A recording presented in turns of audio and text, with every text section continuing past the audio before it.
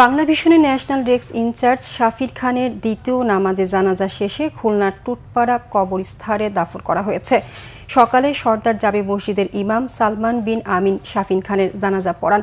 এতে অংশ নেন মহানগর বিএনপির সভাপতি অ্যাডভোকেট এস.এম. শফিকুল আলম মনা, সাধারণ সম্পাদক শফিকুল আলম তুহিন, মহানগর জামায়াতে ইসলামের আমির মাওলানা মাহফুজুর রহমান, সেক্রেটারি অ্যাডভোকেট জাহাঙ্গীর হুসাইন হেলাল, এনসিপির মুখ্য সংগঠক হামিম রাহাত, প্রেস ক্লাবের সদস্য সচিব রাফিউল ইসলাম টুটুল, বিএফইউজের সহকারী মহাসচিব এহতেসামুল হক শাওন, সিনিয়র সাংবাদিক শেখ দিদারুল আলম সহ বিভিন্ন শ্রেণী পেশার মানুষ।